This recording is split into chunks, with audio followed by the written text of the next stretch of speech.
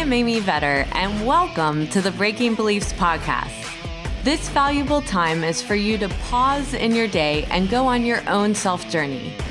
Discover the beliefs that are holding you back from living your best life at work and at home. Learn from the guests on this show as they share their inspirational stories on how they found ways to break internal beliefs that were no longer serving them. Because if you believe you can, you will. And our podcast begins now.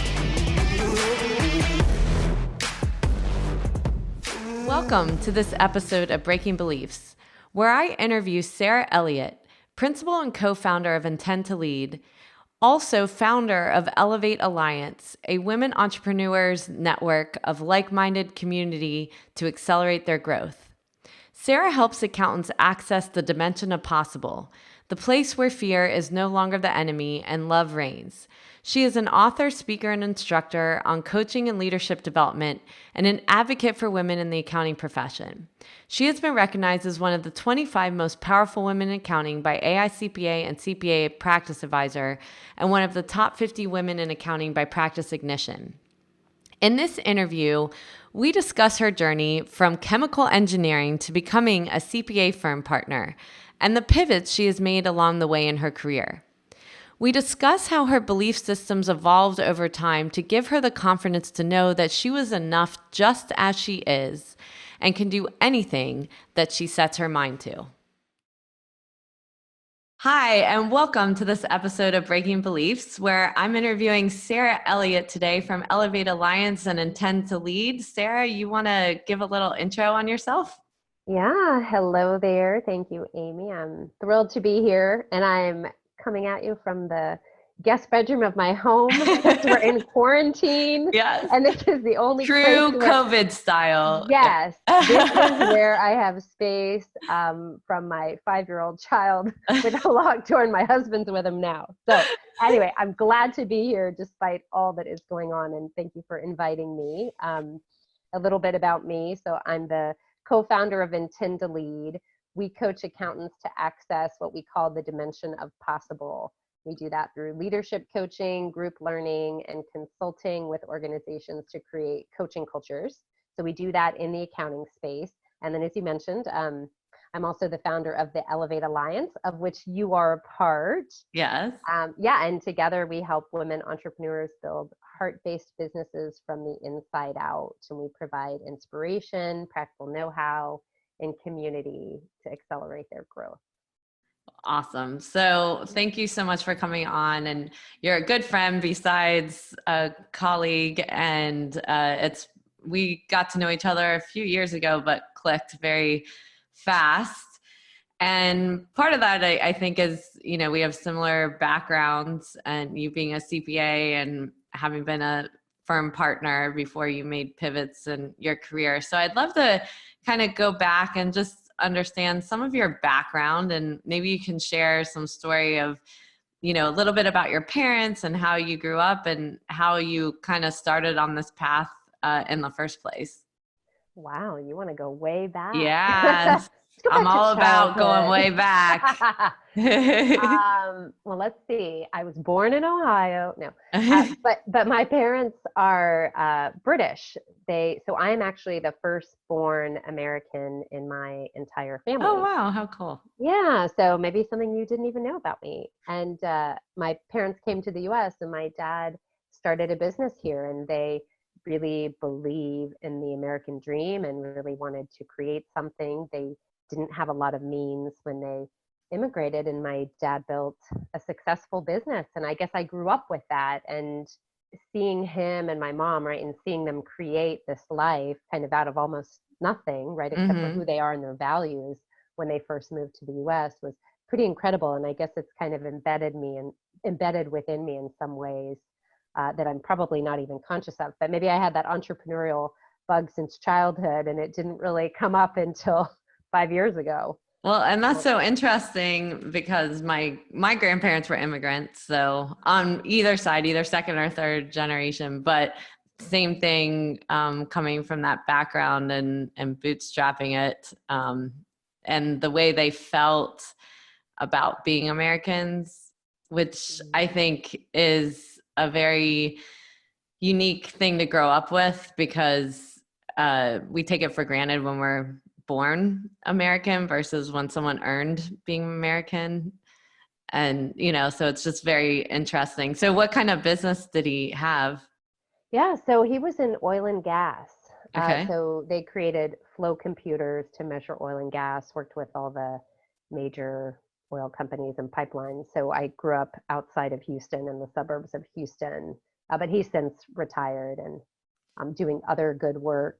Him and my mom do work for a food pantry at their parish in Okay. Switzerland. Yeah.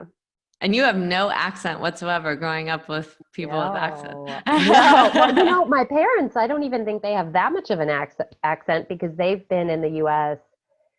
Gosh, I always have to say, how old am I? They've been here 47 years. Yeah. But you would think they have an accent. Yeah. But, I mean, I remember meeting them and was that's surprised they had true. an accident because you don't, so. Yeah. Well, I grew up in the Midwest. My first 5 years were in Ohio, so I had that, Okay. and then moved to Texas, and everyone thinks I should have a Texan accent. But yeah, I think I'm just like agnostic on the accent front. Right. So, so did your mom was a stay-at-home mom or did she work in the business as well? So she was stay-at-home mom. She did do some part-time jobs when we were growing up as well, just frankly to make ends meet. Mm-hmm. Because growing up, right? We know starting a business from scratch is tough on the finances. Yes. So I remember my childhood. I mean, it's not like we struggled. We weren't destitute or anything, but certainly things were a bit tight. So she definitely helped out where she could. Yeah. So tell me about your path then. So growing up in the oil and gas industry, seeing your dad as an entrepreneur, your mom's a stay-at-home mom, what started driving you and what you wanted to be when you grew up? Good question.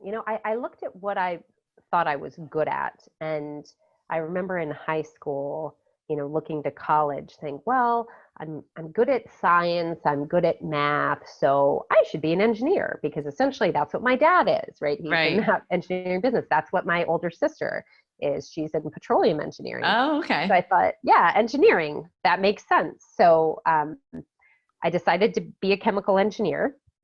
And because I was good at chemistry and math, so it worked There you go. theoretically. So I went to Texas A&M and started my chemical engineering degree. I was like 3 years in thinking, I hate this. I hate this so much. Like I wouldn't go to class. Somehow I squeaked by with some C's because everything was open book because it was so hard. And it was so just abstract to me Yes. and not interesting to me. And so Yeah. I decided, well, do I want to do this for the rest of my life? Is there a way I could make this not something that I hate? So I thought about getting a minor in business. And so it was my senior year, I believe, when I started business classes. Oh, And okay. I took intro to accounting and it was intro to financial accounting and it just clicked. Oh, wow. I did not have that experience. Oh, yeah. Oh, well, girl, it clicked like nothing else after chemical engineering classes. Yeah. That did not click on any level. But yeah, the financial accounting, everything, debits, right, equals credits. And there was a sense of balance and order and logic. And, it was a puzzle, but you could fit the pieces together. And I just loved it. So Right. the second semester of my senior year, I said, okay, it's not too late. I can shift, like I can shift my path. So I changed my Wow. major and I did my whole accounting degree, like whatever I had left to make up in a year and a half. And I ended up graduating Wow. in 5 years with a bachelor's and like 186 credit hours for a bachelor's degree. But I had enough hours to sit for the CPA exam. So like I was set, but Well, yeah. good for you though. I mean, that's a pretty, usually when you're that far into it, you're just like, whatever, I'll just go down this path. So what made you actually say, I need to stop? Yeah, well, talk about breaking beliefs, right? Many of us Yeah. believe that that I'm on this path and I'm supposed to do this, right? And it's laid Hmm. out for me. And I like to think I'm a pretty compliant person, that Yeah. I do things right. I care about, well, these are a lot of beliefs that I've broken through, but that I Yeah. really care what people think. And so it was hard to make that shift because I really Yeah. did not want to let my family down. There's this idea that I've invested so much to this point. Am I Right. willing to walk away from that? But I looked forward, right? And I said, Mhm. what is my life going to look like? I do not like the work of chemical engineering. Oh, and by the way, in that story too, I did a summer internship at a refinery in Oklahoma, in this smaller town in Oklahoma. And every day I was wearing the steel-toed boots and a hard hat and these fire retardant Nomex things over my clothes. And I was like climbing on heat exchangers and climbing up these distillation towers. And I mean, that really brought it home for me. I said, Until this you is did a not what I want. physical inventory, though. Oh, yeah. They don't tell you that in accounting school either. Oh, When yeah. you're climbing across cars or being put in a coal mine, like. Yeah, but that didn't last that long. But yeah, you're right. I got put in a freezer with chickens. Like, That's I'm awesome. like, I never why had didn't no one anything tell bad me come about out of it. this? Yeah, that's not what you expect. No. Oh, yeah. Oh, yeah. We could have other conversations about inventories, but an environment that could be my future, it gave me that opportunity to look forward instead of looking back. So it's easy Right. to think about, well, what have I invested? I don't want to walk away from that, but look at how much life is ahead. And is Right. this what I wanted my life to look like? And Mhm. it was not. Right. So once that became very clear to me, the next hurdle was sharing that with my parents because there was a Were lot you of fear. nervous? Oh yeah, I was really nervous. And Yeah. because you invest so much, and I mean, I don't know, some part of me just wanted their approval, and is this okay? And so it was the eve of my 22nd birthday, and I was at their house because it was spring break, and I wrote a letter. I wrote a letter to my parents just about how I just poured my heart out about how I felt, and I said, I just really want you to know me, and this just isn't right for me. I'm not sure what is yet, but I need to explore. And I ask for your support in that. And I slipped the letter under their door. Oh, The door what was, a way to do it. it was after midnight, so I couldn't get it back. So it's then officially my birthday, and I wake up in the morning like, oh my gosh, but how are they going to greet me when I come downstairs for breakfast? Well, and there must have been too, just because that was your father's career as well. It wasn't just changing it. You're basically kind of going against like what he had hoped for you to have too. Yeah, I was like busting out of the family Yeah. norms, right? Even my sister. And Yeah.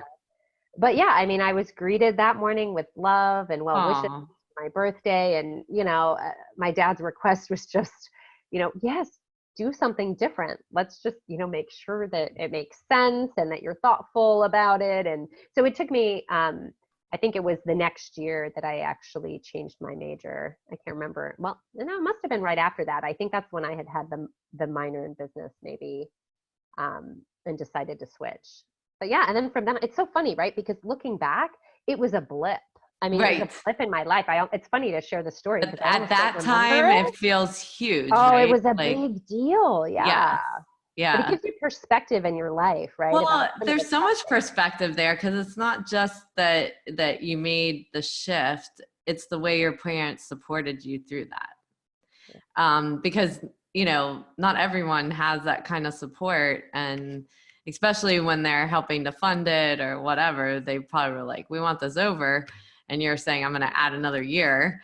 Yeah. Even though you're working really hard and they know you're working really hard, that's pretty amazing on their part too, to want happiness for you. They are pretty awesome. Yeah. And they were also really good about, it was a shared thing. So me taking on the extra year was student loans. And I think I had 3 different part-time jobs over that year. And I Mhm. was taking about 18 hours a semester and summer school and correspondence just to try to get my degree done. So, it was also, they expected me to step up too. Yeah, which So makes it sense. was Yeah. good. Yeah, they did great. Good parenting, good example for me. I'll have to Yeah, remember that with my own son who's 5 exactly. now one day, right? As you're shut off in your room As I'm from. walking him out here. No, but his dad is with him, so it's good. He's safe. So then where did you go from there? Yeah, so I started in the Big Four. So I worked with PwC In and tax or audit? audit. I was all audit. And in the Austin office, I was there, I think, about 8 years. And then I did a 2-year rotation at the national office. So I was in auditing services. I lived in New York. The national office for PwC is actually in Florham Park, New Jersey. So I did a reverse commute for a couple of years, but a lot of fun, a lot of really neat experience with engagement teams all around the country, supporting them undergoing PCAOB inspections and, consulting with firms about audit policy and methodology and all sorts of fun stuff. So it was a really unique and challenging experience. My whole time at PwC was really challenging. Yeah. I felt like I always got like the really hard jobs. Yes. But that's where you learn and grow, right? Yeah. And then I moved back to Austin after my national office rotation because I met my husband, Brandon, 5 weeks before moving to New York. So when I moved to New York, I sold my house. I was never coming back here. And, I was a single gal. I was like, the whole world is my oyster. And then I meet a guy who's born and raised Austin 5 weeks before I leave. And then he convinces me to come back. So I'm really grateful that turned out the way that it That's did, amazing, right? that lasted. Yeah, right. I know. Well, we did break up twice. Yeah. But we did that. It's lasting. But yeah, I mean, it's interesting because when you go long distance like that, it really accelerates the relationship because, Right.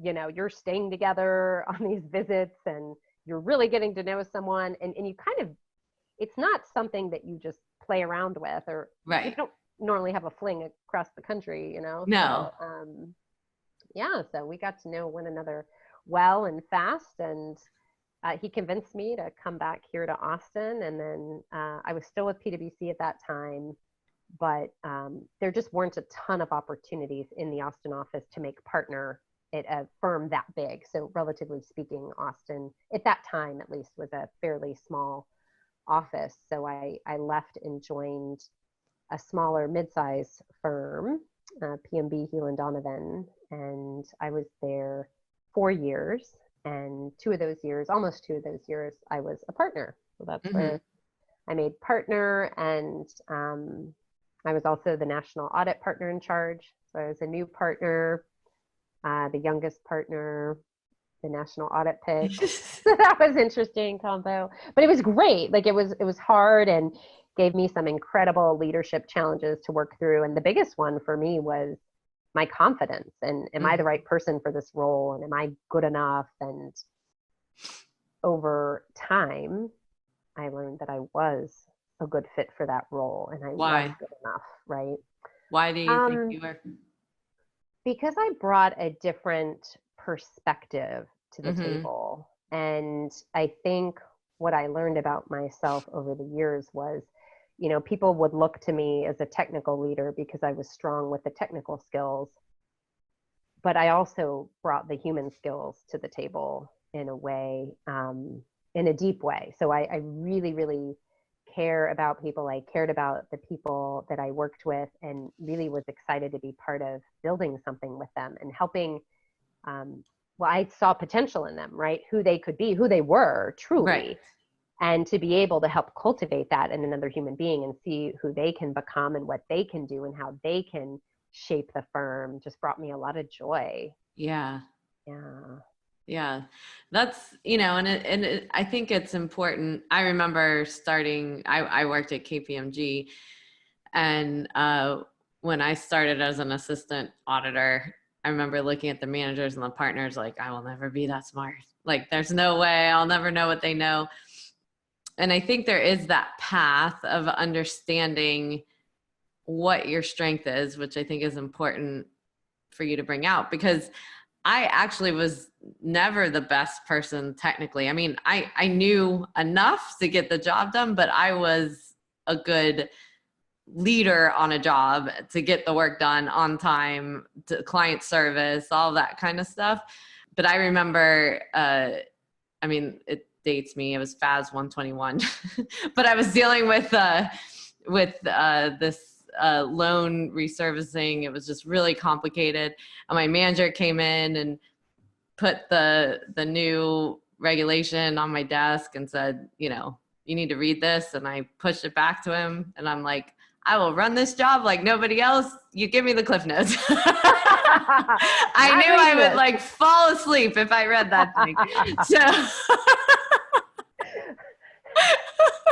yeah, that's good. You played to your strengths. But you have to figure it out and have the relationship, obviously, where, you know, with your, whoever you're working for, I wasn't being belligerent. And we had that kind of, you know, by that point, you know what you're good at. I know what he's good at. You know, we got to work to our strengths and not try to push someone into something. Like, you try to get me to read that, I will not be able to interpret. Now, from a business perspective, once I start working it, I understand it, but I can never read textbook and understand. Oh, it's painful. Well, you remind me of another important thing that I want to bring up, which is, yes, lean into your strengths and understand what those are, but also that just because you're good at something doesn't mean that that's what you should do either, because I was technically strong and people would give me more and more of that technical work and make me read that stuff. And I could read it and I could interpret it and I could apply it, but I hated it. Yeah. I hated it. Yeah. So over time, that's also what I started to realize was it's not just what I'm good at, but it's what brings me joy and energy. And wow, how would my life shift if I leaned into that, if I leaned into the things that brought me the joy and the energy?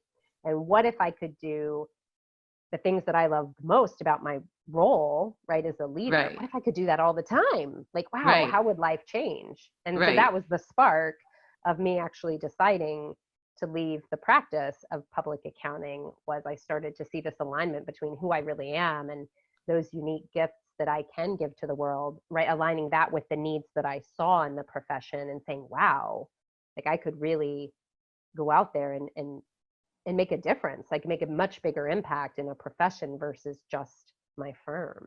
Well, and I think that takes time, right? Like, you know, I think for younger people, it's hard because I know it was hard for me going into it, that I was like, I don't like this. And you kind of have to put in your time so you know what you are good at, you know, just like you said, you know, I would keep being put on hard jobs because I could get them done. And from an operational perspective, understand them enough to do a really good job. But like, you're being forced into things every day you're waking up, like, I don't like this, you know, like, I don't enjoy it. I don't enjoy what I'm talking about or the work, but it's also knowing, you know, that along the way of where your weaknesses are, and not trying to act like those aren't your weaknesses as well. Like, because I think some of us have that confidence issue where we're afraid to say what we're not good at. But in order to learn exactly what you're saying is what's going to give you joy, because you have to go through those parts and put that time in, because else you have no idea what you're actually like or what opportunity will come your way that you wouldn't have expected. Yeah, that's a great point. And I'm a big believer that in the toughest stuff is actually some of the greatest rewards, and they can teach you so much. So whatever you know, even if you don't end up doing that for the rest of your life, it provides opportunities for you. It expands your opportunities there. And I mean, think about what we're going through right now as a collective in the world, right? I really think it's an opportunity for immense growth, for personal growth and innovation and new ways of connecting and looking at who we are and what we want for our lives. Like, the world is giving us this opportunity where we have to look within almost. Yeah. Well, and you also notice what you're ignoring in your life as well because of the busyness, right? And you're kind of, everyone's being forced in, and then you have to review, and you're spending time with people you've had no time to spend time with, or reaching out to people just to have connection, you know, that you never have time to. And so there's, you know, those little gifts in it as well of like, well, how do you maintain the good stuff out of this when it continues? But so when you left, I mean, so you obviously had a lot of experience leaving. That had to be another, just like your college change. I like that. You have a lot of experience leaving. Yeah. I hadn't thought of it that way, but okay. No. I might have combined two things the wrong way, but no, a lot of experience before leaving. Like, you needed that experience. Okay, got it. So sorry, I'll rephrase. Yeah, that makes No, sense. you actually have much more longevity than most people in those firms. But, that big pivot you made in college, and then to make a big pivot to leave as a partner in a CPA firm and take a risk as an entrepreneur. So what was the evolution of that change for you? Yeah, the other part I didn't say was when I made the leap into entrepreneurship, I was 5 months pregnant too. Oh, So it's okay. just like, whatever, I'll just throw caution to the wind. But it was 2013. I was a new partner and I was working with a coach, and the partner invested in some of us, to have coaching, one-to-one coaching. And she started to ask me really big questions about who I am and what matters to me and what do I want. And it's really easy in life to get so caught up in the busy, doing day to day, right? Just trying Right. to keep up. And people don't often ask us. And how often do we really ask ourselves, like, who am I? What do I really want? Like, even that question, what do I really want? So, and what strengths do I have? And so I started getting more introspective. I joined a mastermind group with some incredible entrepreneurs here in Austin who are dear friends and mentors now, and started surrounding myself with these people who were doing, like, taking risks, right? And making leaps, and who believed in possibility. And I started meditating. I created a morning routine. I kind of go all in on things when I do them, if you can't tell already. Yeah. So I went all in on a morning routine. I was like, this sounds really good. So exercise, meditation, gratitude practice, just decided it was like I woke up. I realized, wow, I've been living a lot of my life kind of on default, waiting for things to happen or kind of following a path that had been tread before me. And I didn't really realize how much I was missing. Like, it wasn't just that one path, there was this whole world around me. So it was like I woke up and just decided I want to be intentional with my life and what I want to create. And yeah, when I started to see that alignment and understand myself better and what I want and what I wanted to give and the difference I wanted to make, that really fueled me to make that leap, to walk away from security and safety and a career I had built for 14 years. And, I'd finally made it or whatever, right, in some kind of traditional terms. But I saw more possibility available, and it actually became harder to think of staying than taking the leap. So it was a gradual shift. May I say it was gradual, but it probably happened over about a year and a half. How did that partner feel after they invested in that coach? Well, okay, so that's a question I actually get. And I want to be clear that for that year and a half that I was still there, I invested a lot in that firm. And I remember that I worked with a coach on business development, and I brought in, I was the number 2 partner in sales that year that I left. And I was still selling till the day that I left. They still have clients that I brought in. I actually do work for that firm now, so they did get a lot. They got a huge ROI on their investment, so I still like to think everybody benefited from that. But yeah, it's a funny question people do. I don't think they regret it. Right. Because coaching is like, when you open up someone's potential, the impact that they can have on an organization and beyond is huge. Like, you'd be missing out if you don't you're do giving that. it back in different ways now. Yeah. So then how did entrepreneurship start for you? Was it good? Was it hard? Like, what were some things you learned about yourself that were unexpected? It was fun. It was exhilarating at the beginning.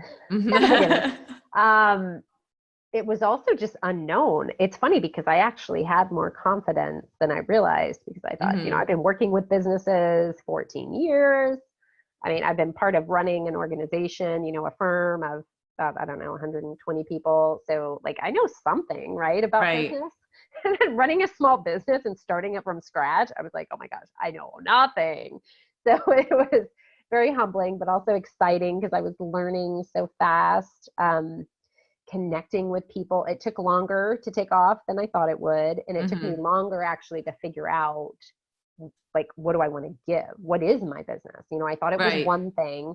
I thought I was a consultant. I was also 5 months pregnant, right? So I'm trying to get clients, which was slower, took longer than I thought it would.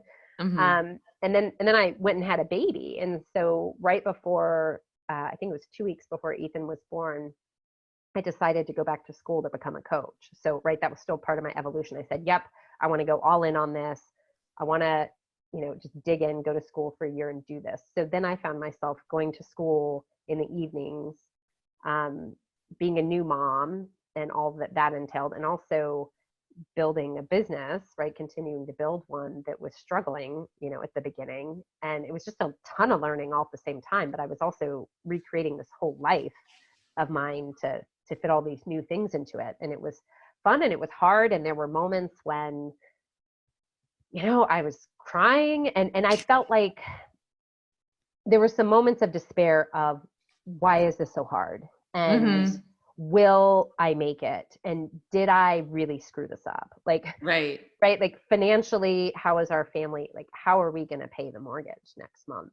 Right. And those moments were really hard. And looking back, I guess that was 5.5 years ago that I started this journey. I'm so glad that I didn't give up because Right. we are in a different place and it was worth it. And it was just part of that evolution of trying things and learning. And like, I wish I would have just given myself a little more grace back then and space to explore and to not feel like I always felt like I had to figure it out right away. What exactly is the business? What's my messaging? Do. And what I realized over time was, it shifted a lot. And then I Right. created a whole nother business, right, with Brian Cush, my incredible partner at Intend to Lead.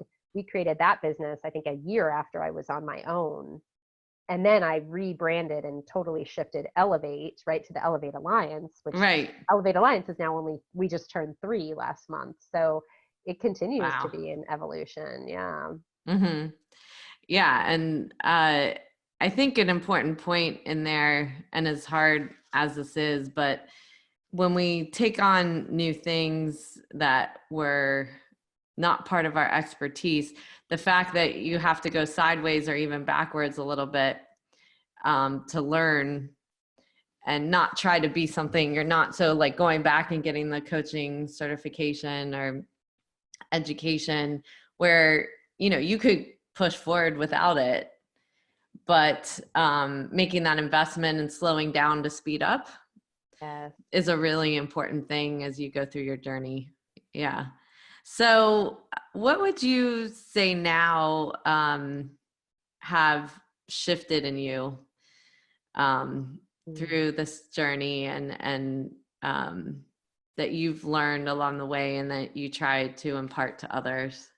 I think, again, speaking of breaking beliefs, an old belief that I had that I broke through and continue to break through in layers is this belief that my value and my worth as a human being is defined outside of me, Mhm. by the things I do, by what I accomplish, what people think of me, the money I make, the title I have, whatever, right? Like, I used to feel like I had to prove myself to be worthy. And I would drive myself into the ground sometimes, like working Mhm. so hard to prove that I was good enough. And, that's an ongoing journey. So the Right. new belief that I'm embracing and learning to embrace day by day is that I am worthy and valuable just as I am. And that my opinion of who I am matters more than anyone else's. And that I matter just like anyone else does. Right. Yes. And that I actually do have something special to give to the world, even if it terrifies me sometimes.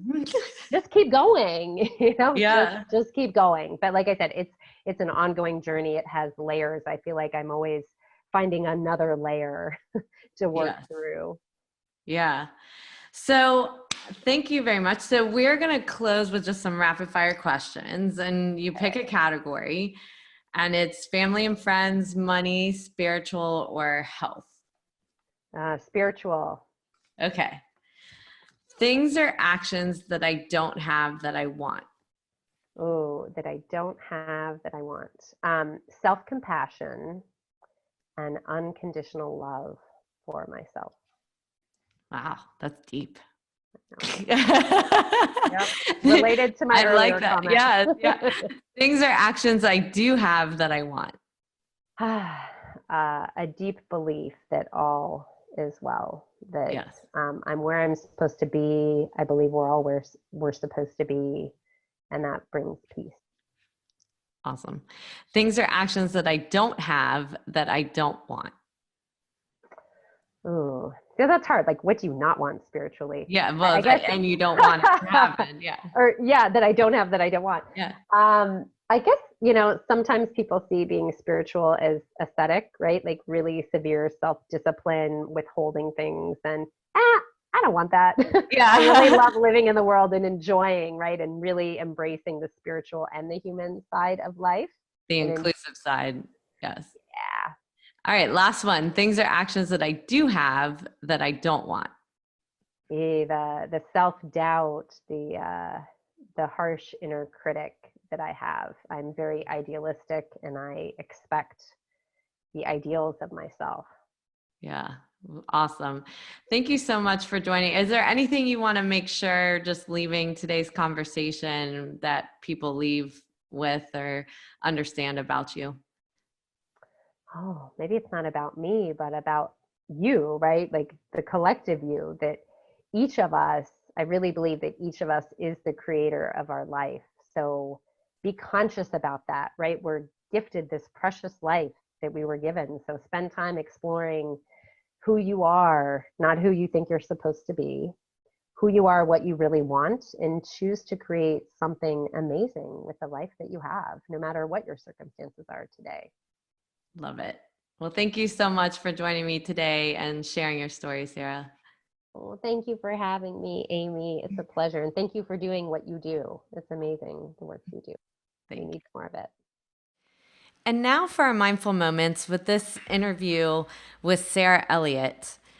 And Sarah's journey is an interesting one. And I think so many of us can relate in our careers of what we thought we wanted when we were younger, because we're modeling ourselves after our parents or people that we see that are close to us.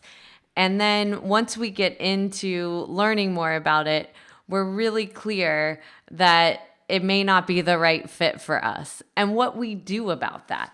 So I thought it was really amazing that Sarah in college made the shift that she did from chemical engineering to accounting, because I think when you're at that stage of finishing something, it's really hard to make that decision to pivot. And as much as she talked about lacking the confidence that she needed, it took a lot of confidence to make that shift. And there's something inside of us, our gut, that tells us when something feels off and when something doesn't feel right. And it's important that we do listen to that no matter what age we are at, even when it's uncomfortable. And just like Sarah talked about, whether it's financially uncomfortable, timing's uncomfortable, but there's something telling us that we can't explain, that something needs to shift in order for us to be happy. The problem is when we keep pushing against something that is making us unhappy, then we can drive ourselves to not feeling well, to ignoring our lives or ignoring how we're going about our career or our personal life, and not really being honest with ourselves because it's a harder choice. So her example of doing this at such a young age and then doing this again as a CPA firm partner is a really important exercise, I think, for all of us to go through, of asking those questions that her coach had asked her, so many years ago when they were talking to her in the accounting firm, of those questions of who am I? And what do I really want? And what strengths do I have? And what weaknesses do I have? So I might have weaknesses that I am having to do every day in my career or my home life that aren't aligning with what creates joy for me. And it's important for us to figure those things out so that we can create the right goals for ourselves and give ourselves that roadmap of where we want to be. Now, it may not happen immediately. But when we have that vision, it can help us to know, even when things aren't great, that we will get past it, that there's a longer term vision of what we want our life to look like, or what we want to feel internally, and what we can do to get there. And the important part of all this, which Sarah talked about, is that we can go through life of just allowing life to happen to us without being intentional about how we choose to go through life, how we choose our career, our personal life, whatever that is, or things that we do for ourselves, for our own self-care, that when we're not intentional, we can start feeling off. So when we move to an intentional way of living, we put practices in place. Just like Sarah said, she started meditating, she started having a morning routine or a gratitude practice to shift that energy, which can help us in times like these that are very unprecedented, or any other time in our life that we might not feel our best, or life isn't going the way that we had hoped, to still find the positives in life so that we can also find possibility. If we accept anything that's negative and define that as part of our life, we will go down the road of negativity rather than looking at opportunity and possibility. And when we open ourselves up to opportunity, doors start opening for us. Now, it doesn't mean everything is successful, but what we can do is at least peek through those doors, maybe put our toe through the door, and make sure that this might be something that we might want to do, or maybe not want to do, but give it a try. So when we're in those moments of despair that Sarah talked about, when we make a decision like starting a business or making any kind of life change and things are really bad, how do we go back to that long-term vision rather than getting stuck in the swirling mind or tearing ourselves down? Instead, where we don't give up, and instead we keep trying new things, we keep learning new things until we find the thing that sticks. And make sure that we can help ourselves shift the way that our life is going, that we can intentionally make those changes and know that we have value, that we have worth just in being who we are, that it doesn't matter what people see externally or what the gossip is, because gossip comes and goes. But what is important is that you have a belief in yourself that you are worthy just as you are, that you matter, and you do have something special to give to the world. Thank you for taking the time out of your day to listen to the Breaking Beliefs podcast. I hope you will take a moment to pause before entering back into your day to reflect on this podcast and note 1 to 2 actions you are inspired to do from today's conversation that you could incorporate into your life. To read the full blog and listen back to this episode or any other, you can find them at www.amyvetter.com/Breaking Beliefs podcast and related videos on my YouTube channel. For daily inspiration, follow me on Instagram, Twitter, Facebook, and LinkedIn at Amy Vetter CPA. I hope that you will choose to like this and subscribe to this podcast on iTunes, Spotify, and more, so that you can join us for more inspiration on our next episode.